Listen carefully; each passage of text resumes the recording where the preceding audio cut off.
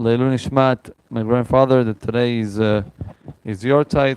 Rabbi Avraham ben Arav Moshe. Ruach Adonai Tinechenu Began Eden. As you know, a few days before Rosh Hashanah, we're getting ready for Yom Adin, and we need zechuyot. We need a certain type of koach to be able to pass the Yom Adin. So you know, I said over during Shabbat that in this week's parasha, the parasha that we just read, we have a mitzvah from the Torah that is called Teshuvah. From the Torah we have a mitzvah that is called Teshuvah. The Torah says, Lo rechokai. The mitzvah of Teshuvah, it's not far away from you. That you will say, who is going to be able to reach it out? Yeah, it's Lo b'shamayim lemor miyaleh lanu hashamayim v'yikachaya lanu. It's not in heaven, and it's not me'ever layam, and it's not from the other side of the ocean. Ki karov elecha davar meod, beficha u'bidvavecha la'asoto. Teshuvah, it's something that is very close to you. Beficha u'bidvavecha la'asoto. It's in your mouth, and it's in your heart to do it. Now we have to understand, number one, why do you start with beficha, with your mouth? Usually teshuvah comes, what's the first step of teshuvah? What's the first step? No, the first step is to recognize the sin, to feel bad about the sin, right? To regret. So why the order of the pasuk says beficha and then bilvavecha? That's number one. Number two, next Shabbat is going to be Shabbat Shuvah, and we're going to be reading the special Haftarah of Hosea. The Hosea Navi says, Shuva Yisrael ad Hashem Elokecha, ki chashata ba'avonecha, kehu imachem Devarim v'shuvu el Hashem. Says Hosea, come back to HaKadosh Baruch Hu, because you have made a sin. Kehu imachem Devarim, take with you Devarim, and come back to Borei Olam. Now let me ask you, what is Hosea trying to teach us? That there is a mitzvah called Teshuvah? We already know that there is a mitzvah called Teshuvah. We just read it last week's parasha. Hosea comes with a chidush. Rabotai, I have a big chidush to tell you. What's the chidush? What's the chidush? Do Teshuvah. Psh, wow, I never heard that before. What is Hosea trying to teach Am Yisrael again?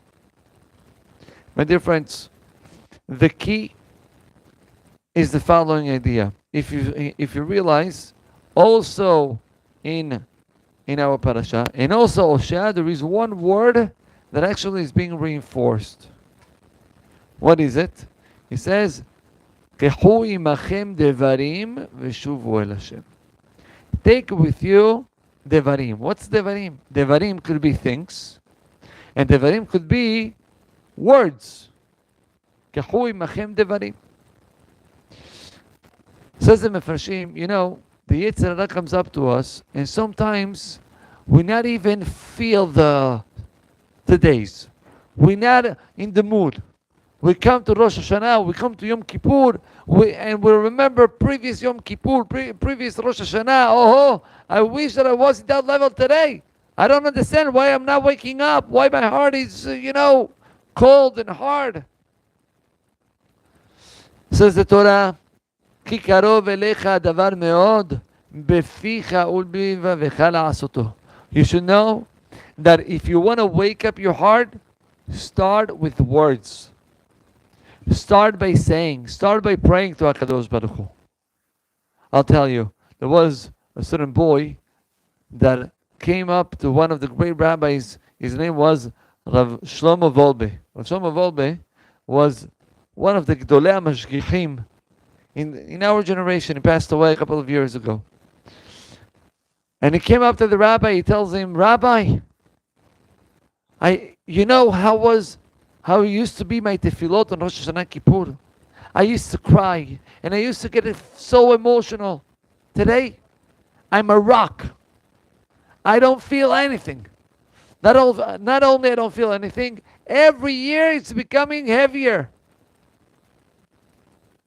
I don't cry anymore. I'm not connected anymore.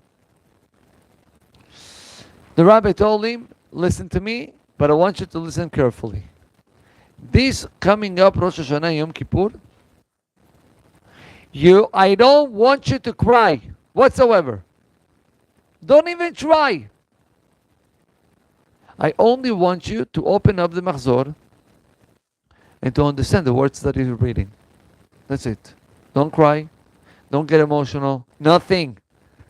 Hard like a rock. Dry like the desert. I just want you to read the words and to understand what he's saying. That's it. That's your Avodat Hashem. After Yom Kippur, the guy comes up to the rabbi and he tells him, Rabbi, I didn't stop crying. I couldn't stop my tears. Why? At the moment that you decide, I'm not trying to push my feelings.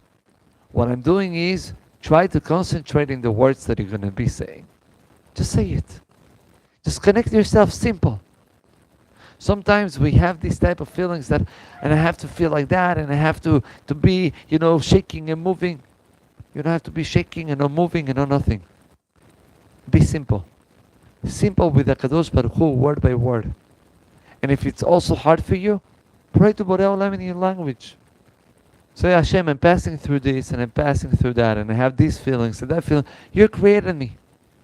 And I want to become better. Help me out to do it. At the moment that a person is being simple, beficha ubilvavecha la'asoto. And that's the chidush that Hosea Hanavi wanted to reinforce. He says, "Kehui machem devarim v'shuvu el Hashem." Take with you words, prayers. Open up yourself with HaKadosh Baruch Hu. There is one more point. That second point of Kehui machem devarim, like I told you, devarim can mean also things. Devarim can be things. Kehui machem devarim v'shuvu el Hashem.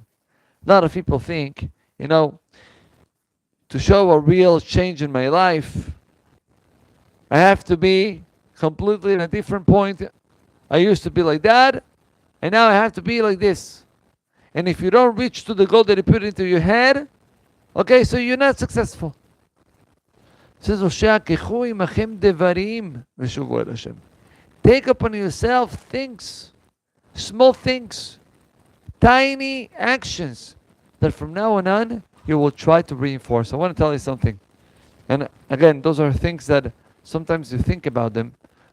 We got into a certain type of routine or normal about certain things that are not okay. And sometimes we have to remind ourselves. And maybe it's too big right now because we got used to it. But at least break it into pieces. And say to yourself, you know what? From now until Rosh Hashanah, or from now until Yom Kippur, I'll try to be more careful in this area. I'm going to give you an example. And it's an example that I'm not talking about you, I'm talking about myself. Okay, because I think many people, they have Yetzer Hara in this area. Unfortunately, today, our generation grows up with a device in his hand. Right? That device, that phone, is with us 24/6. 24/6. Okay, but when I say 24/6, I mean it. There are people that at night, they sleep with the phone. They put it next to the pillow. Good night. Is the first thing, is the last thing that he does during the day, and the first thing he does during the day. Wakes up in the morning. Yeah, he says Modani. Yeah, okay. He says Modani. Thank you, brother. Thank you. Okay? Yeah, from the phone. Okay. He says Modani, and then he has a whole Shnai Mikra ve'Hatargum that he has to finish. Okay, so he has to go first to WhatsApp, and then he goes to the Instagram, what happened, and then he jumps 1 second to the news that he's getting, and then the sports, how was the whatever, what's going to be the next game. After you finish all the Shnai Mikra, then you stand up, okay, and you start getting organized for Shacharit. Now, my dear friends, we all know that this is not correct. The Gemara in Masechet Berachot brings down that there is a halacha even to stand up in the morning and to even learn Torah. There is a question. Learning Torah before you pray. There is a question in the halacha. If that's okay or not. The Gemara brings down Masechet Berachot, we just learned yesterday, that a person, there was one of the Chachamim that he said, never in my life I did something before my tefillah. And tefillah doesn't mean modani. Tefillah means amidah. So I know that it's hard, and I know that we got used to certain things, but let's try to break certain concepts. At least from now to Rosh Hashanah. From now to Rosh Hashanah, Beli Neder, I'm not going to look at my phone until after Amidah. Okay? From now until Yom Kippur, if you feel that Rosh Hashanah is going to be too easy for you, okay, put yourself in a challenge. Up to Yom Kippur. Then after Yom Kippur, we'll see. We're showing to HaKadosh Baruch Hu that we're ready to take Devarim. We're ready to take things. Things that maybe they are, maybe impossible to do for the whole entire year. But at least to try the first steps throughout these days. I will just finish with this following story. Thank you. It says like this. There was a fellow that had a challenge.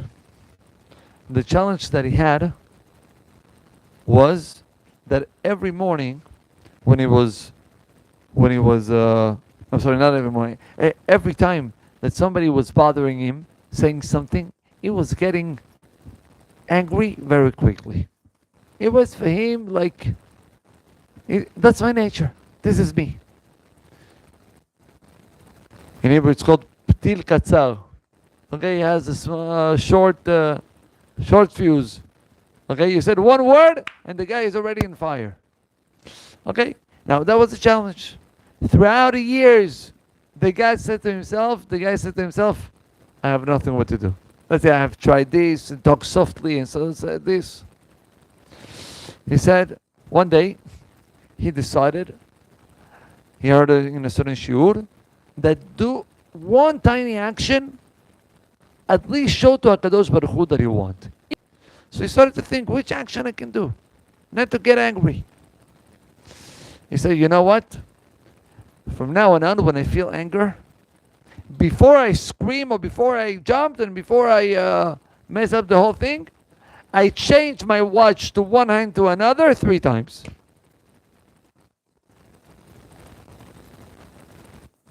That's it. He said that that there were certain days that yes, well, he did it back and forth, and he got angry. And certain days that it was harder to take out the watch, and he was getting more nervous, and he can, But my dear friends, slowly, that small action became a routine. Became a routine by him. And he started to be a couple of more seconds before he reacts. With those extra seconds, he didn't stop. He continued. He was very strict with himself. This is a Kabbalah that he took upon himself. He said, this tiny Kabbalah helped me out throughout the years to control myself and to remove that anger from myself completely. Those are things that at the moment you say it's impossible, you go one step after the other. Rabbi Akiva saw the drops. You remember the drops of water that break the stone? So I heard once, which drop was the drop that made a change into the stone? And the answer is the first one. The first drop made a change. But he only made a change after the second drop, and the third drop, and the 10th drop, and the 20th drop came down. But the first one already made a change. Every time that you do one tiny change, it's making a difference. You may not see it right now. You may not feel it. But if you're going to be constant in that tiny drop, you will see how your life is going to change. לטובה. ברוך אדוני לעולם, אמן ואמן. רבי יוחנן בן הקשה אומר, רצה הקדוש